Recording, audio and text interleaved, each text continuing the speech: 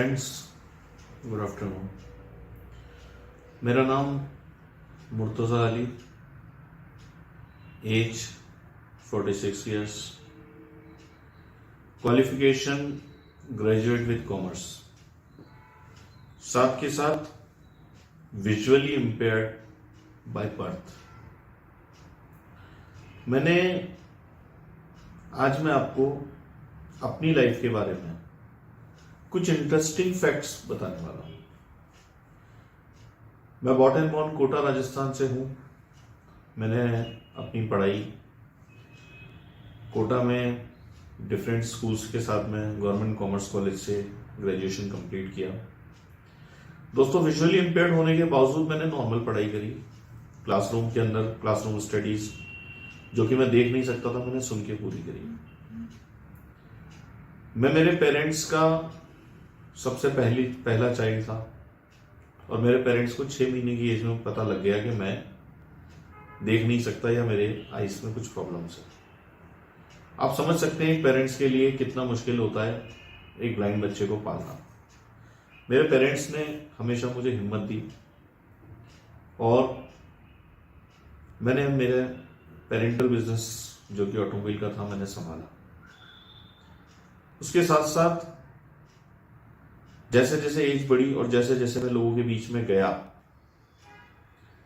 मेरी physical condition, क्योंकि मैं देख नहीं सकता था और मैं अपने आप को मेंटेन कर रहा था, मुझे प्रोग्रेसिव आरपी है जिसको बोलते हैं प्रोग्रेसिव रेटिनाइटिस पिगमेंटोसा, जहां पॉजिटिविटी के साथ में थोड़ी विजन आती है, लेकिन जैसे ही आप किसी नेगेटिविटी या डिप्रेशन में जाते हैं वो विजन जाती रहती है। आज तो खैर मैं बिल्कुल न देख पाने की स्थिति में हूं, लेकिन उस पोजीशन में मेरे पेरेंट्स बहुत कोऑपरेटिव रहे, खासकर मेरे फादर मदर, जिन्होंने मुझे कभी एहसास नहीं होने दिया कि मैं देख नहीं सकता। मुझे लगता था कि मैं उतना ही जितना मैं देख सकता हूं, पूरी दुनिया उतना ही देख सकती है।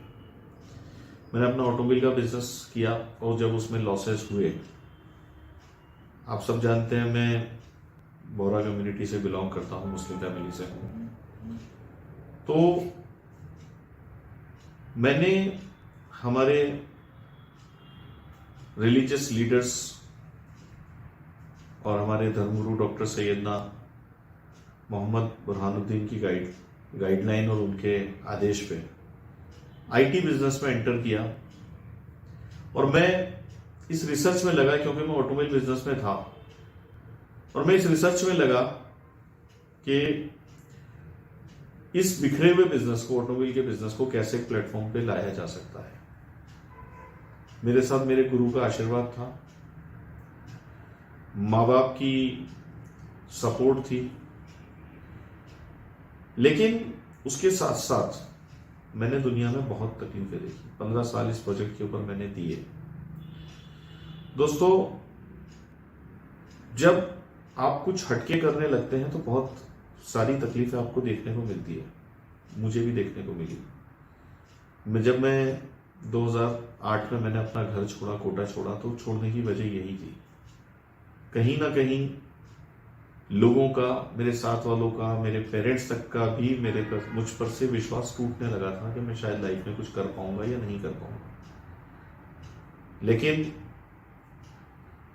अपने गुरु का आशीर्वाद, लगन, और जो एक बात मुझे कही गई कि एक ब्लाइंड आदमी क्या कर सकता है, कैसे अपना परिवार पालेगा, वो मुझे यहां लगी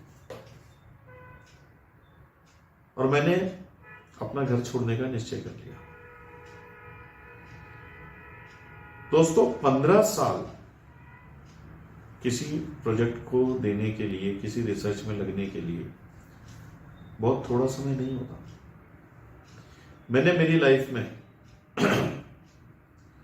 2008 में मैंने कोटा छोड़ा। मैं जयपुर 2008 में आ गया कोटा छोड़ के। 2008 से लेकर 2013 तक मैं जयपुर रहा। मैंने हर तरह के उतार चढ़ाव देखे। मेरे साथ मेरे स्टाफ ने चीटिंग करी, स्टाफ के हाथ से मार खाई, अगर उनको चीटिंग करते पकड़ लिया, स्टाफ के हाथ से मार खाई, बैंकों से पैसा निकला, क्योंकि दोस्तों जब मैं देख ही नहीं सकता तो मैं एटीएम पे जाके खड़ा होके अपने ड्राइवर के साथ या अपने स्टाफ के साथ मैं पैसा निकलवा रहा हूं, और मुझे मेरे स्टेटमेंट से बैंक से पता लगता है कि मेरा पैसा पूरे महीने में कितना निकल चुका है। इस तरह के फ्रॉड भी मैंने फेस किए। जयपुर छोड़ा लेकिन अपना जज्बा नहीं छोड़ा। वापस 2013-14 में अपने घर कोटा वापस आया। फिर हिम्मत हार के पेरेंट्स के साथ कोटा में अपनी लाइफ को सेटल करने की कोशिश करी, लेकिन वो अंदर का जो जुनून और अंदर की जो आग थी उसने मुझे कोटा में चैन से बैठने नहीं दिया। लोगों के ताने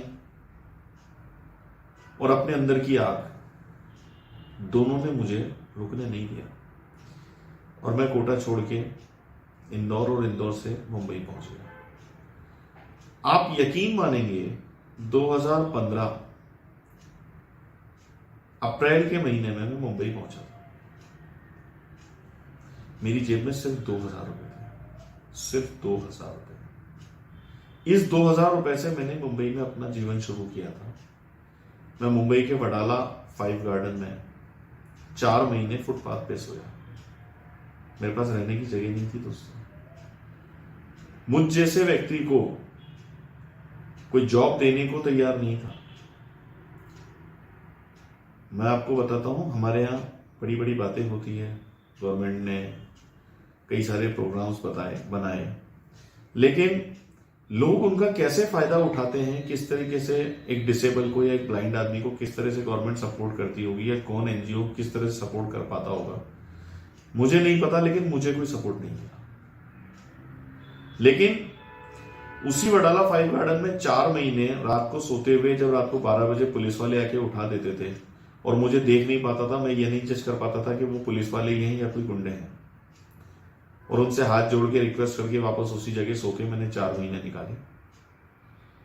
उसके बाद कुछ पैसा जोड़ के जैसे तैसे, घर ना लेके, क्योंकि मेरे लिए सबसे जरूरी चीज आने जाने के लिए मुझे साधन होना चाहिए, तो मैंने मात्र 25,000 रुपए में एक पुरानी मारुति कार खरीदी, जिसमें एक ड्राइवर को नौकरी पे रख के उसके साथ में दिन में अपने इस प्रोजेक्ट के लिए मैं भागदौड़ करता था, और रात को उसी कार में मैं सो जाया करता था।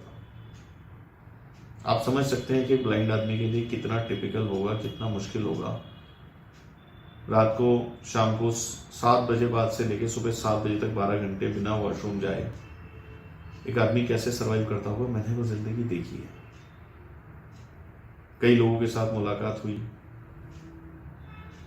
कई बड़े प्रोजेक्ट किए, साथ में काम किया, आगे बढ़ा, माननीय गडकरी साहब तक पहुंचा, माननीय प्रधानमंत्री नरेंद्र मोदी साहब तक पहुंचा, लेकिन जीवन की स्थिति वही थी। शाम को सुबह का पता नहीं होता था, सुबह को शाम का पता नहीं होता था। 2019 आते आते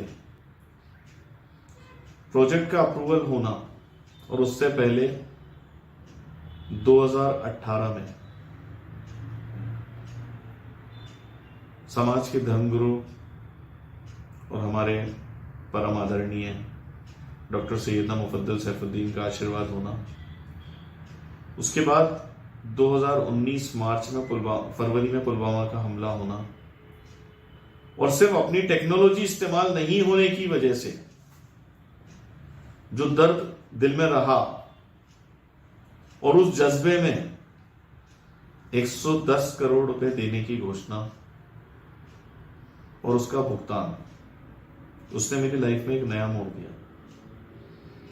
अब तक मैंने पैसे के अभाव को देखा और उस अभाव से होने वाली तकलीफों को देखा, लेकिन उसके बाद उस पैसे के दुष्प्रभाव को भी देखा, और किस तरह से कहां कहां तक तकलीफ आती है। जो लोग कभी मुझसे बात करके राजी नहीं थे, वो लोग मुझ तक पहुंचे, मेरे अपने, मेरे रिलेटिव, मेरे रिश्तेदार मुझ तक पहुंच के और मदद का हाथ बढ़ाया, और सिर्फ इसलिए कि वो मुझे अपने से आगे बढ़ना नहीं देख सकते थे।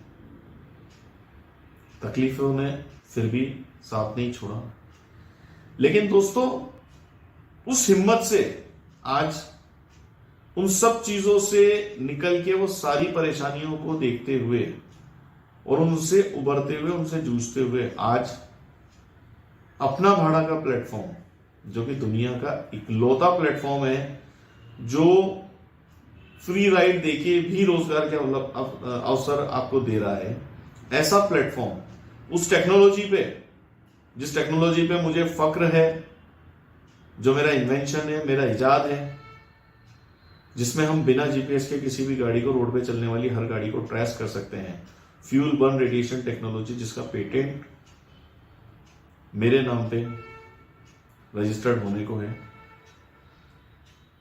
आज लगभग 1500 करोड़ का प्रोजेक्ट एक ब्लाइंड आदमी, एक ब्लाइंड साइंटिस्ट आपके सामने लेके खड़ा है। इससे बड़ा मोटिवेशन आपके लिए क्या होगा? और हां, मैंने अपनी राह तो खुद खोजी है, लेकिन जो लोग